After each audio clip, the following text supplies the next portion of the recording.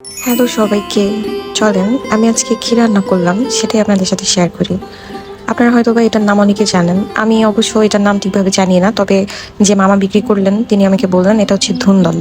তো আপনারা আপনাদের এলাকায় এটাকে কি কি নামে ডাকেন অবশ্যই let me no in the comment box. তো আমি এটা বাজার থেকে কিনে নিয়ে আসছিলাম যে আমি নতুন একটা রেসিপি আমি ট্রাই করব। মানে অনেককে দেখছি এটা রান্না করতে, কিন্তু আমি কখনো ট্রাই করি না, এটা ফার্স্ট টাইম এক্সপেরিমেন্ট।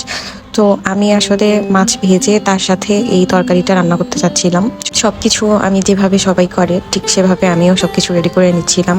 আসলে মাছ আমার এমনি ভাজা ছাড়া রান্না করতে বেশি একটা ভালো লাগে না, মনে হয় যেন একটু গন্ধ থেকে যায় এরকম লাগে আমার কাছে।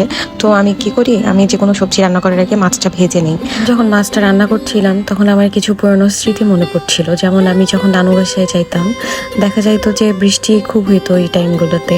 আসলে আমার মনে হয় যে ছোটোবেলাগুলোতে না অনেক বেশি বৃষ্টি উপভোগ করেছি, এখন আর সেটার কোনো সুযোগ নেই।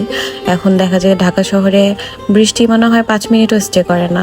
যাই হোক, আমি যখন নানু বাসায় যাইতাম তো প্রায় সময় কি হইতো, মাছ একদম পুকুর থেকে টাটকা তুলে সেটাকে হয় ভেজে না হয় এমনিতেই যে তরকারিটা রান্না করা হয় সেটা কিন্তু অনেক বেশি মজা লাগে।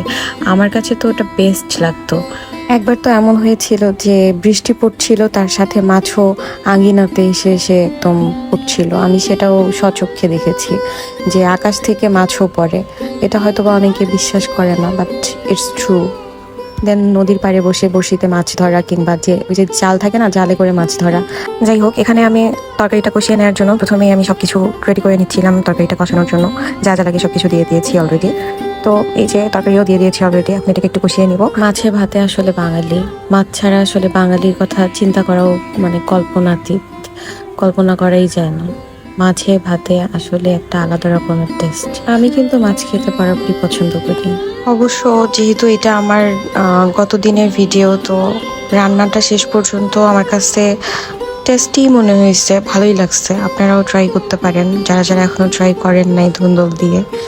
তো অলরেডি আমার রান্না শেষের পথে চলে আসছে। এই যে এটা হচ্ছে আমার রান্নার ফাইনাল লুক। তো আজকের মতো এখানেই, টাটা।